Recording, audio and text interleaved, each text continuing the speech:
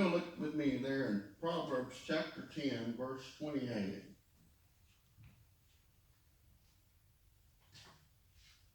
I gave you 4 different translations of this verse.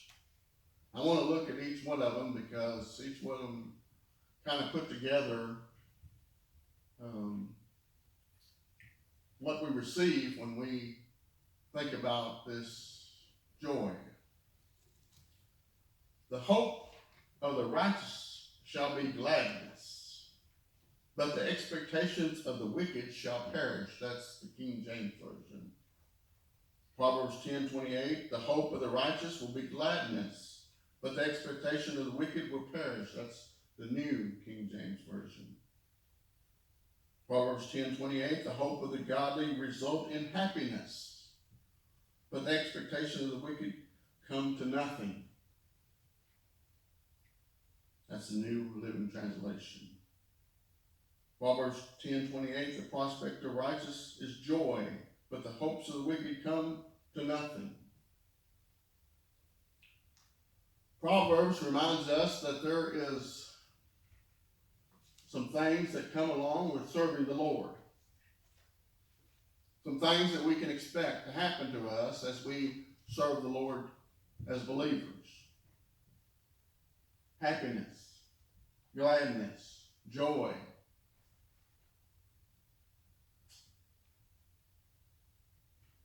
These things are precious. They give us an idea of what we can expect when we serve the Lord as believers. And see, we can wake up in the mornings and we can choose to do these. We can choose to have happiness in our life. We can choose to have joy in our life. We can choose to have gladness in our hearts when we decide to follow God that day. When we decide that we're going to serve Him, we're going to pay attention to Him, that we're going to follow Him. When we choose for Him to guide us, when we choose for Him to lead us, when we choose for Him to speak to us, when we choose for Him to help us, then that joy comes, that gladness comes, that happiness comes. Because you're not going to find those things in any other way. Oh, you might temporary, but they don't last. They're fleeting. But this joy that He gives, this happiness that He gives, this gladness that He gives cannot be taken away.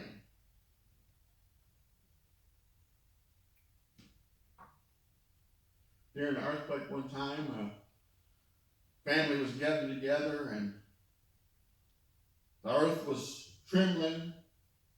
Everybody was scared, but they looked over there at their mom. She had this big smile on her face.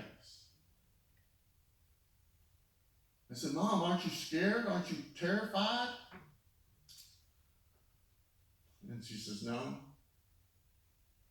She goes, I think sometimes we just need to be reminded that God can shake things up. Sometimes we forget who we're praying to.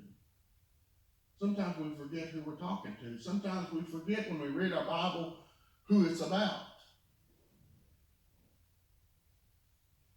When we get the idea of who we're serving, who we worship, and who we follow, then it brings joy in our hearts. It brings gladness in our hearts.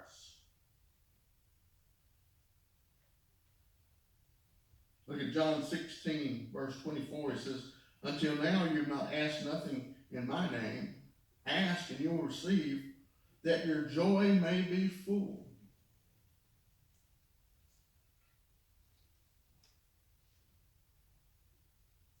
The reason a lot of people are not happy, a lot of people don't have joy, even Christians,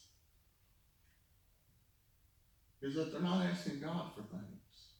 They're trying to do it on their own. They're trying to do it in their own ability, their own talents, their own gifts. They're not asking God to help them. Jesus said, that's where you're going to find joy. That's when your joy is going to be full, is when you ask me for things. We've got to ask him. We've got to discuss our needs with him. He is so faithful to hear us. But we have to be faithful to pray. We have to be faithful to ask. We've got to communicate with him. And then our joy will be restored when we ask. When we spend time with our God, communicate with him.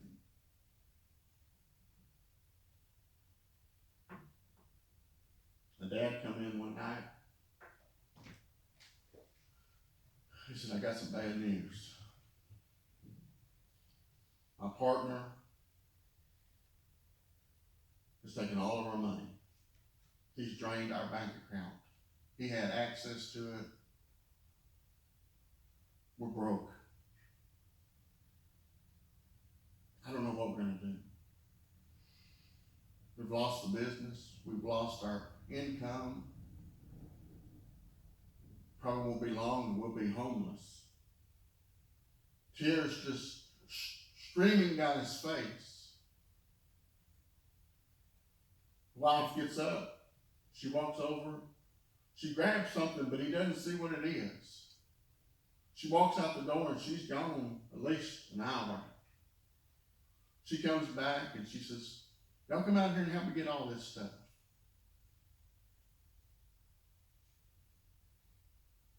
I went out there and there was bags of groceries. Just bags and bags of it. And he said, what did you do? How did you get this? She said, oh, I sold that thing that meant so much to me, but I realized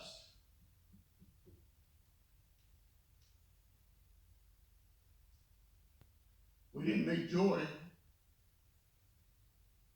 tomorrow. We needed joy today.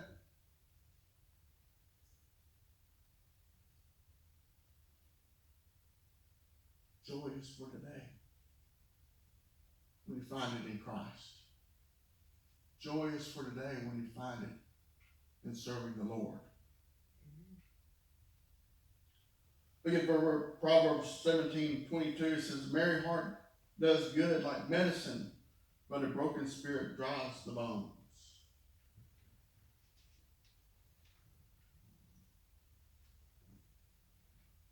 Let's say that you're holding a cup of coffee.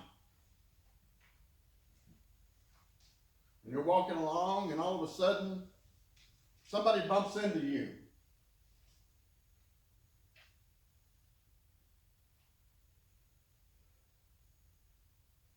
Why did you spill it? Well, because somebody bumped into me. What did you spill? I spilled coffee. Right. If you'd have been drinking tea, you'd have spilled tea.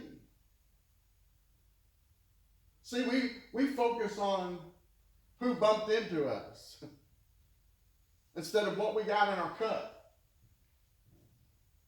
We focus on the negative instead of the positive.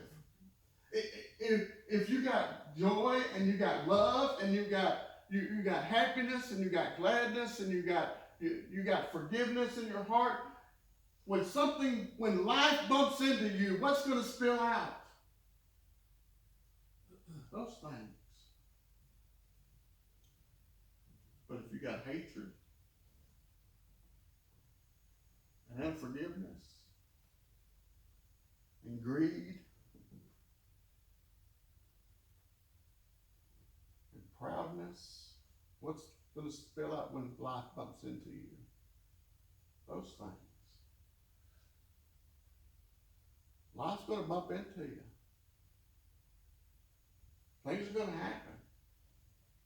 But you have to choose what you put in your cup. You have to choose what's in your cup. You have to choose what's going to spill out in other people's lives. What are they going to see? How are you going to respond? I don't know about you, but I choose joy. I choose gladness. I choose forgiveness. I choose the positive, not the negative. We're having a song of